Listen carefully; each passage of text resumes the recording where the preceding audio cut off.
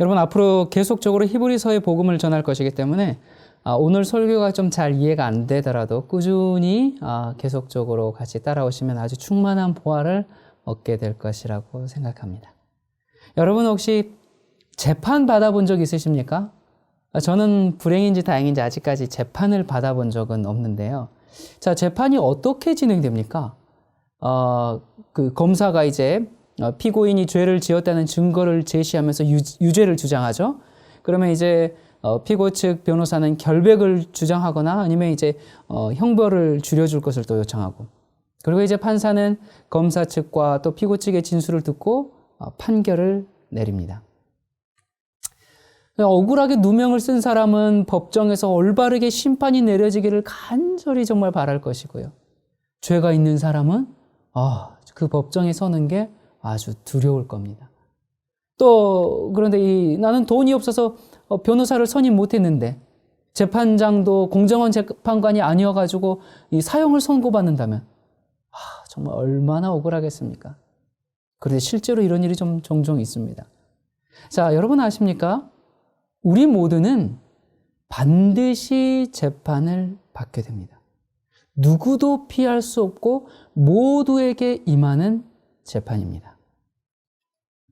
자, 여기 계시록 12장 10절에 보면 우리 형제들을 참수하는 자, 곧 우리 하나님 앞에서 밤낮 참수, 그러니까 고소하던 자가 쫓겨났고라고 했는데, 여기 보면 밤낮 우리를 고소하는 자가 누구예요? 사탄의 직업이 우리를 고소하는 일입니다. 그거 없으면 심심해서 못 살아요. 그 분야의 전문가입니다.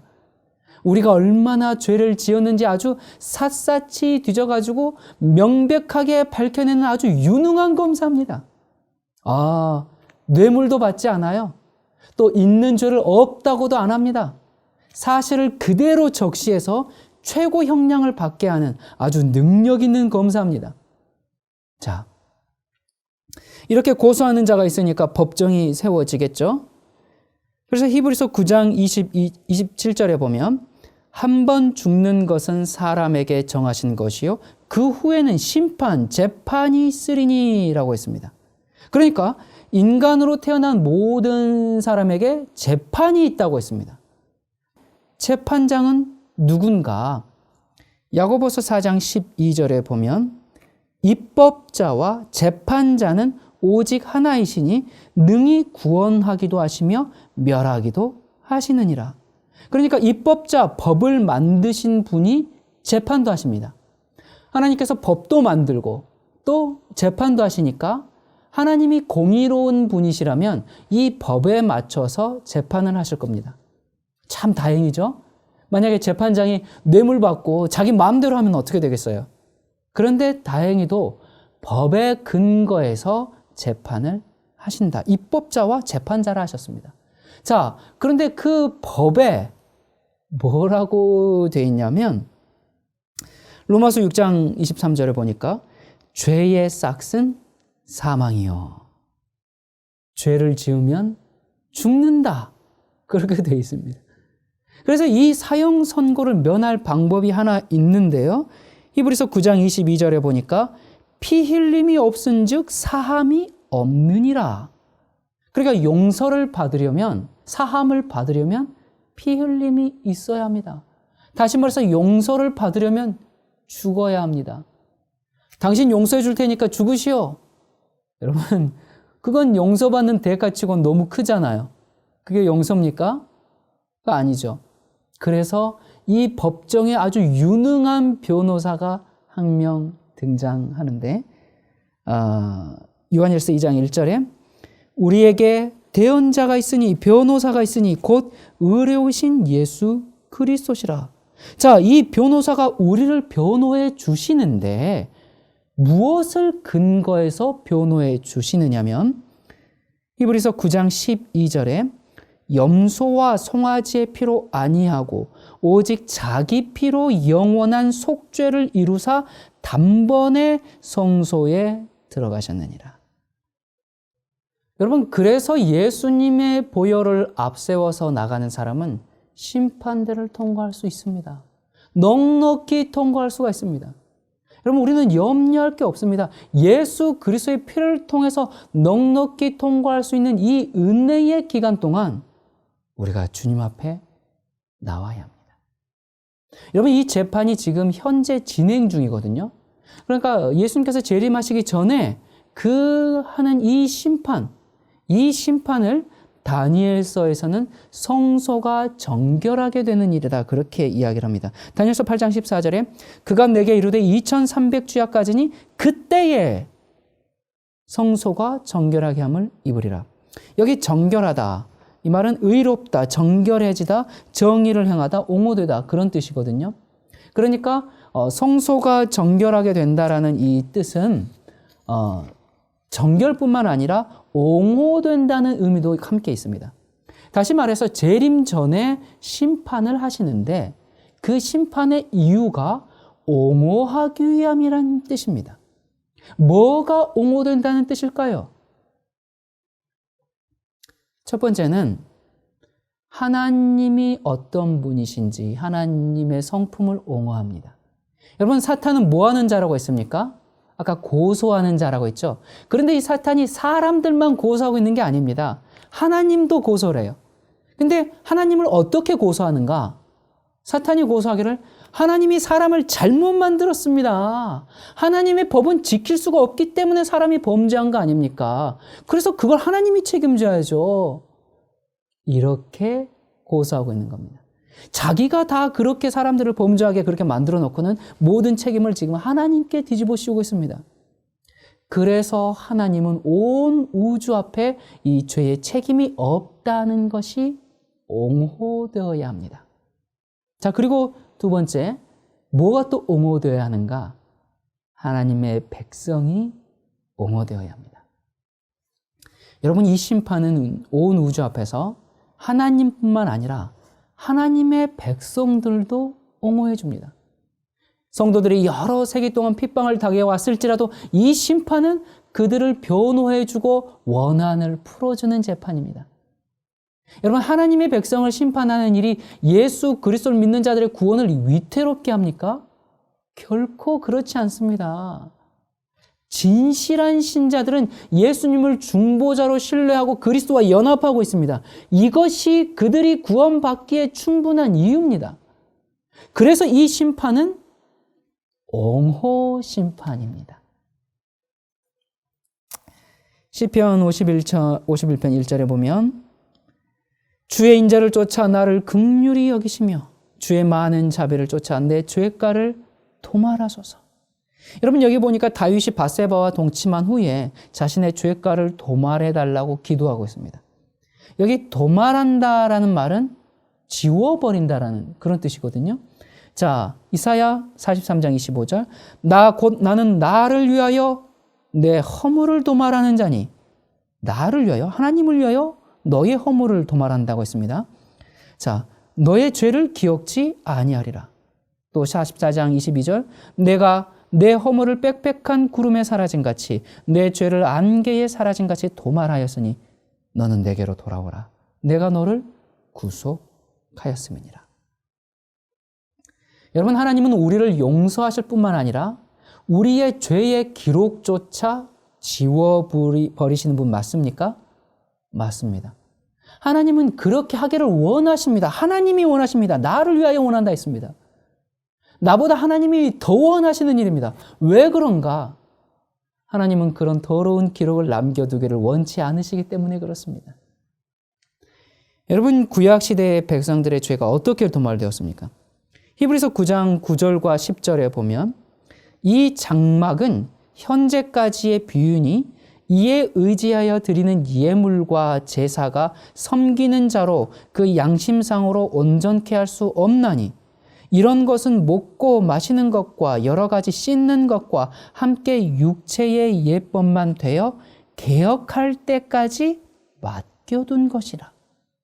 자, 그러니까 여기 보니까 이 장막은 뭐예요? 구약의 성막 제도를 말하는 것이거든요. 성막 제도는 어떻게 했습니까? 양을 잡았죠. 또 그 다음에 성소 첫째간에 들어가서 피를 뿌렸죠. 대속죄에는 지성소에 들어가서 속죄했죠. 그런데 이런 일들로는 뭐 할 수가 없었다? 온전케 할 수가 없었다 그 말입니다. 그러니까 옛 제도 아래서는 아무리 예물을 드리고 희생제물을 드려도 그것을 바치는 사람들의 마음까지 정결하게 할 수는 없었다 그 말입니다. 그래서 언제까지 놔뒀다고요? 개혁할 때까지. 뭘 개혁해요? 언제까지? 이 모든 제사 제도를 언제 개혁하셨습니까? 십자가상에서. 히브리서 9장 11절과 12절 이어서 그리스도께서 장래 좋은 일의 대제사장으로 오사 손으로 짓지 아니한 곧 이 창조에 속하지 아니한 더 크고 온전한 장막으로 말미암아 염소와 송아지의 피로 아니하고 오직 자기 피로 영원한 속죄를 이루사 단번에 성소에 들어가셨느니라. 여러분, 이 구약의 제도는 하나의 표상이고 또 그림자고 또 그 실체를 보여주기 위해서 모본으로 보여주신 것인데, 대속죄일의 죄를 도말하긴 했는데 그 도말은 유효기간이 1년짜리였습니다. 그래서 매년 그 일을 해야 했습니다. 하지만 진짜 죄의 도말 사건은 어디에서 이루어진 거예요? 십자가에서 이루어졌다 그 말입니다. 예레미야 31장 34절 내가 그들의 죄악을 사하고 다시는 그 죄를 기억지 아니하리라. 자, 여기 보니까 죄악을 사하고, 죄악을 사하는 것은 용서입니다. 그리고 다시는 그 죄를 기억지 않아. 이건 뭡니까? 그것은 도말이죠. 자, 예레미야 50장 20절 나 여호와가 말하노라 그날 그때에는 이스라엘의 죄악을 찾을지라도 없겠고 유다의 죄를 찾을지라도 발견치 못하리니. 왜 못 찾아요? 다 도말시켜 버렸거든요. 하나님께서 도말시켜 버린 것을 어디 가서 찾겠느냐 그 말입니다. 하나님께서 너희 죄를 다 도말할 테니 내가 다 잊어버릴 테니 돌아오라. 그렇게 지금 호소하고 계십니다. 여러분, 이 도말이라는 말은 지워 없앤다, 제거한다 그런 뜻이거든요. 그러니까 여러분, 이 모래사장에 이렇게 이 발자국을 남겨놔도 파도가 한번 왔다 가면은 다 사라지는 겁니다. 지워지는 겁니다. 인간이 발자국을 남기면 또 하나님께서 파도로 싹 지우고, 하나님은 지금 계속 지우십니다. 이런 표현이 좀 있습니다. 신자의 죄가 모두 도말되고 하나님의 의가 신자의 것으로 간주되는 것은 그리스도의 피를 믿는 믿음을 통해서이다. 바울은 마음이 겸손해져서 회개하고 자복하며 믿음으로 그리스도를 자신의 구주로 주장하게 된다. 그의 죄는 모두 용서되며 허물이 도말된다. 이 같은 놀랄만한 기적적인 변화는 단시간에 이루어질 수 있다. 이것이 바로 믿음의 의이다. 자, 여러분, 이 갈보리의 십자가는 율법의 불변성을 말해줍니다. 하나님의 율법은 변치 않다는 것을 말해줍니다. 죄의 값이 사망이라는 것을 온 우주에 선포합니다. 그러면서 구주께서 또 임종하시면서 다 이루었다라고 외칠 때 그때 사탄의 멸망을 알리는 종이 친 겁니다. 오랫동안 계속해서 온 그 대쟁투는 이제 판결이 나고 죄악의 최종적 도말이 확정된 겁니다. 십자가는 우리 죄를 용서하고 도말이 확정된 사건이 맞습니까? 맞습니다. 그래서 예수님의 십자가 사건은 우리의 모든 부채를 다 청산하고 죄의 기록들을 도말하는 그 확정짓는 사건이 바로 십자가 사건입니다. 그래서 이 다 이룬 승리를 우리가 굳게 붙잡아야 합니다. 여러분, 정말 굳게 붙잡게 되기를 간절히 바랍니다. 지금 우리가 해야 할 일은 예수님이 이기신 그 승리를 굳게 지키는 것입니다. 여러분, 2차 세계대전 때 승리를 위해서 연합군들에게 중요한 두 날이 있었습니다. 하나는 D-Day이고 하나는 V-Day라는 건데요. 1944년 6월 6일 연합군이 이제 독일군을 패배시키고 노르망디 해안을 상륙하던 날입니다. 이 날을 D-Day, Decision Day, 결정의 날이라고 그렇게 불렀습니다. 자, 이것이 바로 D-Day, 결정의 날, 이것이 바로 십자가 사건입니다. 십자가 사건은 결정적인 날입니다.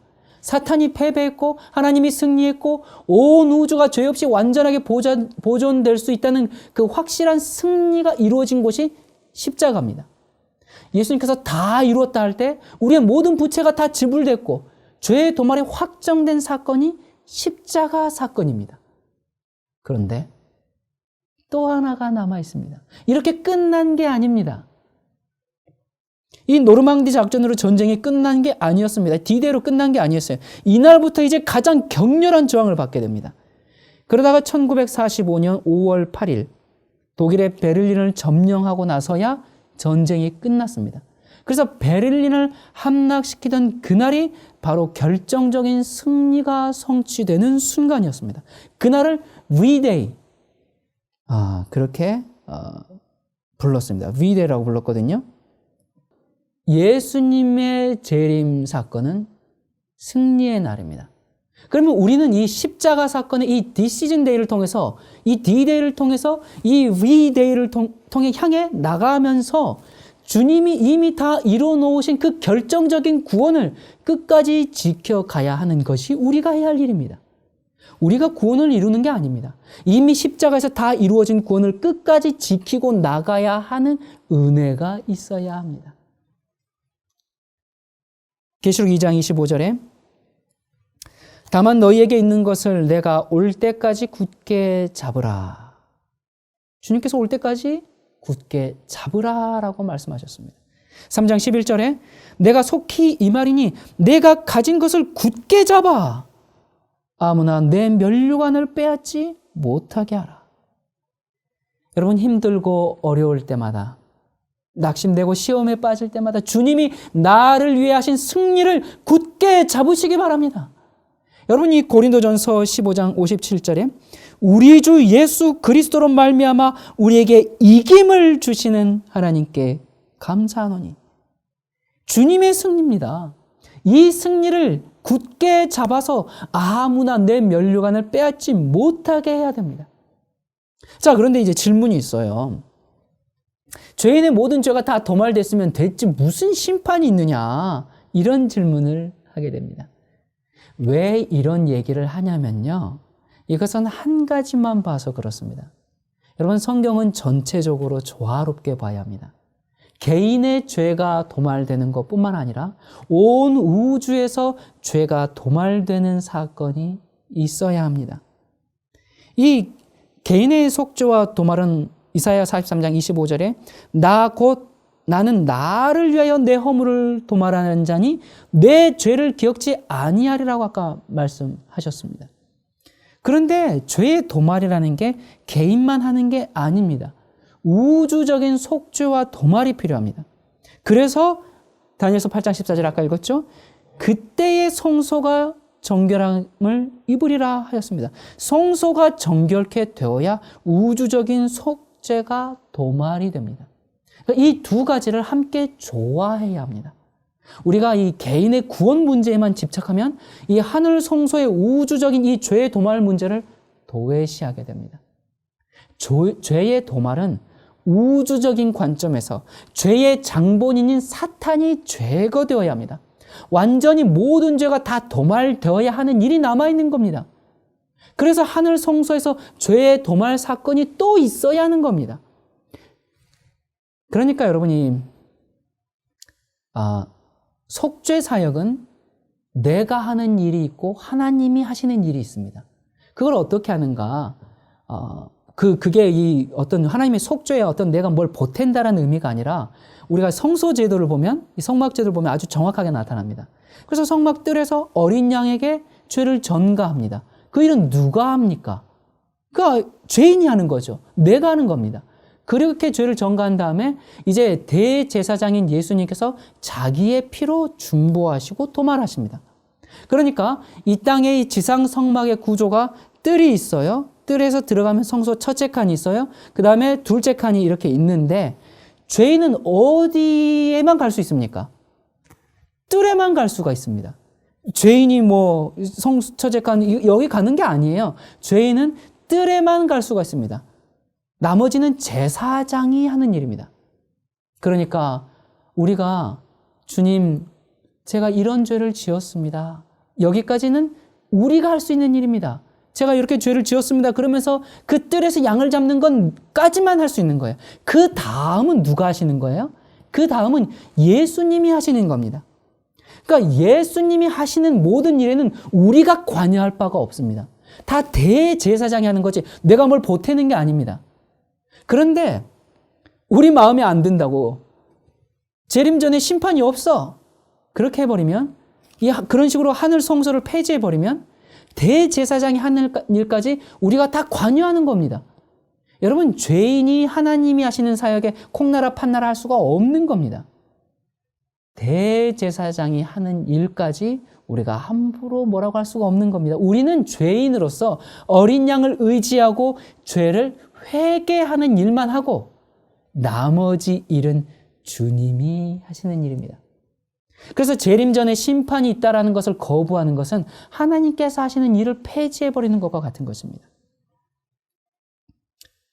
계속 12장 9절에 보면 큰 용이 내어 쫓기니 옛뱀 곧 마귀라고도 하고 사탄이라고도 하는 온 천하를 꿰는 자라 땅으로 내어 쫓기니 그의 사자들도 저와 함께 내어 쫓기니라.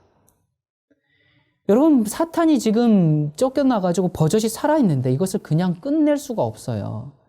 그래서 사탄이 우주에서 완전히 제거되어야 하면 그때야 이 우주가 안전해지는 겁니다. 그래서 이 하늘 성소 작업은 사탄을 완전히 제거하기 위한 작업입니다. 그 사탄과 함께 죄가 완전히 도말되어야 합니다. 죄를 정결하는 그 마지막 일은 어디에서 끝납니까? 사탄에게서 끝납니다. 그것이 이 성소제도에서 아사셀 염소를 대속죄일의 광야로 내보내는 사건이죠. 이렇게 함으로써 인류를 위한 구속의 과정이 끝이 납니다. 그러니까 모든 죄의 시작이었던 사탄이 마침내 제거될 그때야 비로소 죄가 우주로부터도 완전히 영원히 도말되었다고 진정으로 말할 수 있는 겁니다. 의인들은 구원을 받고 악인들은 끊어지고 사탄은 더 이상 존재하지 않을 때 오직 그때만 온 우주가 원래의 상태, 정말 죄가 들어오기 전에 그 상태인 완전한 조화와 통일의 상태에 놓였다고 말할 수가 있을 것입니다. 그런데 이 일을 지금 누가 하고 있는가? 예수님이 하고 계신 겁니다. 여러분 성경에 보면 그 마귀와 그 사자들을 위해서 준비된 불로 들어가라 그런 말씀이 있죠. 여러분 심판의 불은 사탄을 없애기 위해서 준비한 불입니다. 왜 악인들이 거기에 들어갑니까? 그 이유는 죄와 이혼하지 않았기 때문에 그렇습니다. 여러분 우리는 불에 들어가서 태워질 사람들이 아니라 주님과 함께 영원히 살 사람들입니다. 그렇습니까? 맞습니다. 그렇다면 우리가 오늘부터 우리는 죄와 이혼하고 예수님과 결혼해서 의의 길을 살아가야 합니다. 정말 그렇게 되기를 바랍니다. 그것이 마지막 도말 사건에서 우리가 해야 할 일입니다. 사형수들의 이제 마지막 장면을 한번 이렇게 인권위원회에서 한번 외국에 이제 조사한 적이 있는데 여기 이제 이렇게 이 사진에 보면요. 사형서들의 이 마지막 식사가 이제 마지막 식단인데요. 여기 하단에 보면 누가 먹었는지 그 이름과 사형당한 연도가 이렇게 자세히 적혀 있습니다. 근데 이 식사에 이제 이 음식에 두 가지 공통점이 있는데 첫 번째는 사형수들의 마지막 식사였다는 것이고요. 두 번째는 사형을 당한 이 식사를 한 사람들이 모두 무죄로 밝혀졌다는 겁니다. 40년 동안 미국에서 실행된 1000명의 죄수들을 사형당한 죄수를 조사해 보니까 1000명 중에서 10명이 무죄였습니다. 100분의 1 정도가 100명 중에 1명이 누명을 쓰고 사형을 당한 것입니다. 너무나 늦게 무죄가 밝혀진 겁니다. 인간이 아무리 재판을 잘해도 이런 일이 생깁니다, 여러분. 억울한 일을 당해서 사형장에 갈 때 그 사람들이 마음이 어땠을까요?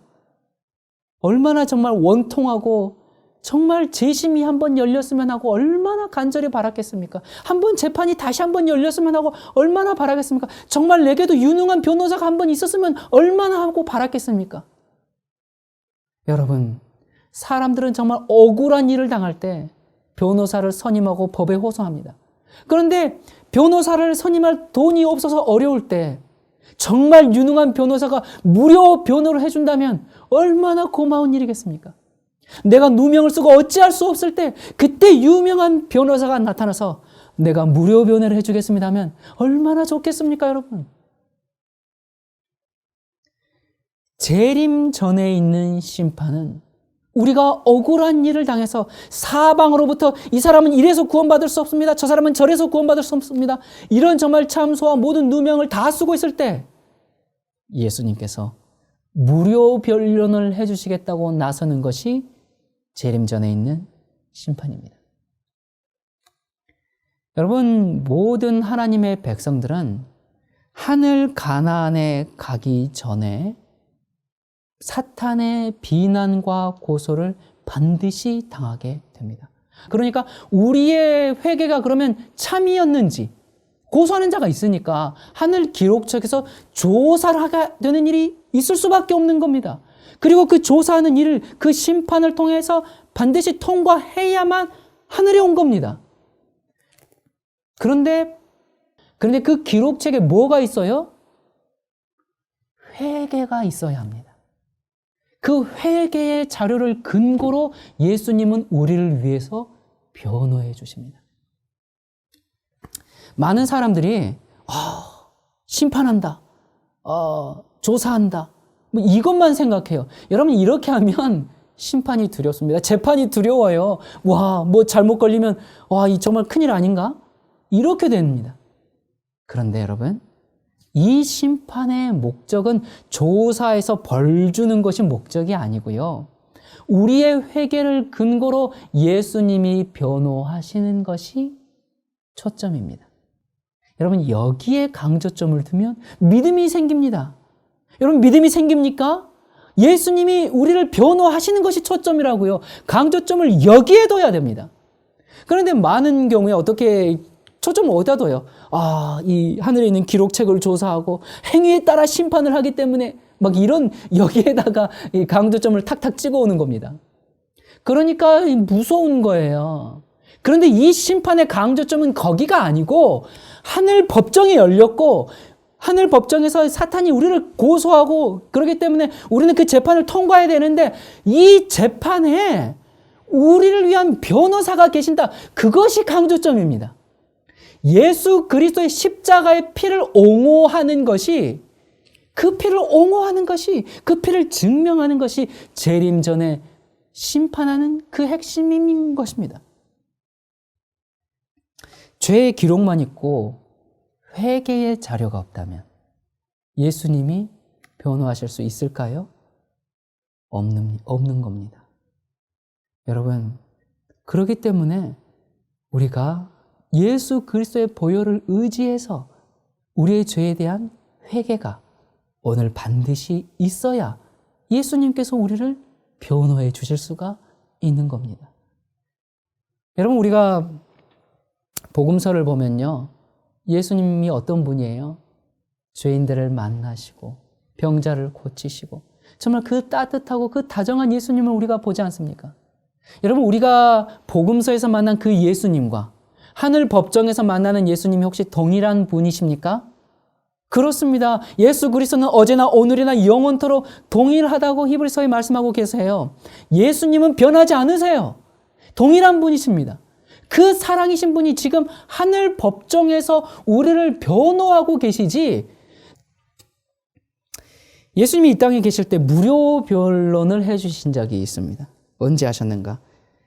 요한복음 8장 8절부터 보면요, 다시 몸을 굽히사 손가락으로 땅에 쓰시니 저희가 이 말씀을 듣고 양심의 가책을 받아 어른으로 시작하여 젊은이까지 하나씩 나가고 오직 예수와 그 가운데 섰는 여자만 남았더라. 예수께서 일어나사 여자 외에 아무도 없는 것을 보시고 이르시되, 여자여, 너를 고소하던 그들이 어디 있느냐? 너를 정죄한 자가 없느냐? 대답하되, 주여, 없나이다. 예수께서 가라사대, 나도 너를 정죄하지 아니하노니 가서 다시는 죄를 범치 말라 하시니라. 여러분, 이 여인은 지금 함정에 빠졌어요. 간음하다가 현장에서 잡힌 겁니다. 그런데 예수님이 가만히 보니까 이게 지금 예수님을 잡기 위해서 파놓은 함정에 이 여인이 빠진 겁니다. 그래서 이 여인을 함정에서 구원하시기 위해서 무료 변론을 자청하셨습니다. 그런데 무죄를 입증할 아무런 증인도 없고 증거도 없습니다. 그래서 어떻게 하셨습니까? 땅에 뭔가를 쓰셨어요. 뭘 쓰셨는가? 고소한 사람들이 정말 자기들만 알고 있는 은밀한 죄를 쓰셨습니다. 그래서 깜짝 놀라서 다 도망갔습니다. 여러분, 왜 도망갑니까? 회개해야지. 회개하면 아마 똑같이 예수님께서 변론을 해주셨을 겁니다. 지금도 하늘 법정에서 뭘 하고 계세요? 우리를 위해서 무료 변론해주고 계십니다. 정말 감사한 일입니다. 그래서 저는 전담 변호사가 있는 사람입니다. 여러분, 저를 함부로 보지 마시기 바랍니다. 저는 전담 변호사가 있는 사람이에요. 여러분도 있으십니까? 있습니다. 우리의 영생을 책임질 그 변호사가 있으십니다. 얼마나 기쁜 소식입니까? 스가랴 3장 1절부터 3절에 대제사장 여호수아는 여호와의 사자 앞에 섰고 사탄은 그의 우편에 서서 그를 대적하는 것을 여호와께서 내게 보이시니라. 여호와께서 사탄에게 이르시되 사탄아, 여호와가 너를 책망하노라. 예루살렘을 택한 여호와가 너를 책망하노라.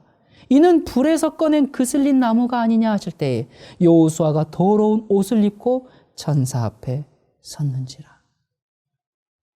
여러분, 재판장이신 하나님이 계시고요, 변호사이신 예수님, 그리고 고소인인 사탄, 그리고 지금 피고인이 이렇게 피고인은 누구예요? 우리죠. 이런 이제 법정이 지금 벌어져 있는 겁니다. 사탄이 지금 고소를 하고 있어요. 법정에 열렸습니다. 여러분, 이렇게 고소인이 있는데 어떻게 법정도 안 열고 그냥 무사 통과?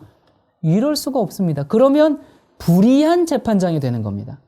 그래서 재판을 해야 되는 겁니다. 그래서 심판을 하는 겁니다. 자, 이 재판이 열렸어요. 재판이 열렸는데 그러면 재판을 승소해야 되겠죠?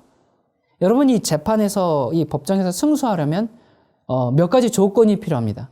자, 무슨 조건이 필요하냐면 첫 번째는 피고는 무죄 상황이 되어야 합니다. 두 번째, 유능한 변호사를 잘 선택해야 됩니다. 그리고 세 번째는 재판관이 공정해야 됩니다.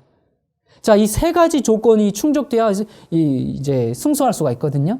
자, 무죄 상황이 되어야 하는데 여러분, 죄 있으십니까? 죄 없으십니까?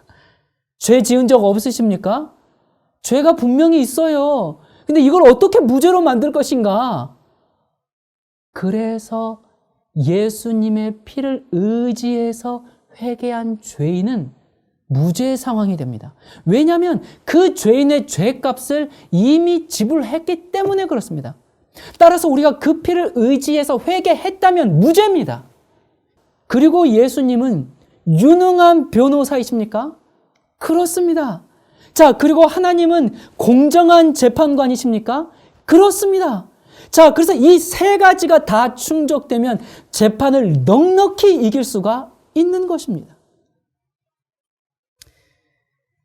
시편 9편 4절에 주께서 나의 의와 송사를 변호하셨으며 보좌에 앉으사 의롭게 심판하셨나이다. 또 43편 1절에 하나님이여 나를 판단하시되 경건치 아니한 나라에 향하여 내 송사를 변호하시며 간사하고 불의한 자에게서 나를 건지소서. 다윗이 하도 억울한 일을 많이 당하다 보니까 하나님이 나의 변호사가 되어주십시오. 지금 그렇게 간청하고 있는 겁니다. 요한일서 2장 1절에 나의 자녀들아 내가 이것을 너희에게 쓰면 너희로 죄를 범치 않게 하려 함이라. 만일 누가 죄를 범하면 아버지 앞에서 우리에게 대언자 변호사가 있으니 곧 의로우신 예수 그리스도시라. 여러분, 사탄은 지금 여호수아와 그의 백성들을 참수한 것처럼 각 시대를 통해서 하나님의 백성들을 참수합니다. 요한계시록은 그를 뭐라고 불렀다 했어요? 형제들을 밤낮 밤낮 고소하던 자라고 그렇게 얘기합니다. 그런데 어린 양의 생명책에 기록된 모든 사람들은 바로 이 사탄의 고소를 전부 통과해야 합니다. 그래서 이 법정에 반드시 서야 합니다. 이 재판 없이 하늘에 온 사람은 한 사람도 없습니다. 우리 한 사람 한 사람이 사탄으로부터 다 고소를 당합니다. 지은 죄를 지금 다 알고 있기 때문에 이 사탄이 재판장님, 이 사람은 이래서 안 됩니다. 이 사람은 저래서 안 됩니다. 이런 죄를 지었습니다. 끊임없이 고소할 때 예수님께서는 어떻게 변호합니까? 재판장님, 이 사람이 그런 죄를 지은 것은 맞습니다. 그러나 그가 나의 피를 의지해서 회개했습니다.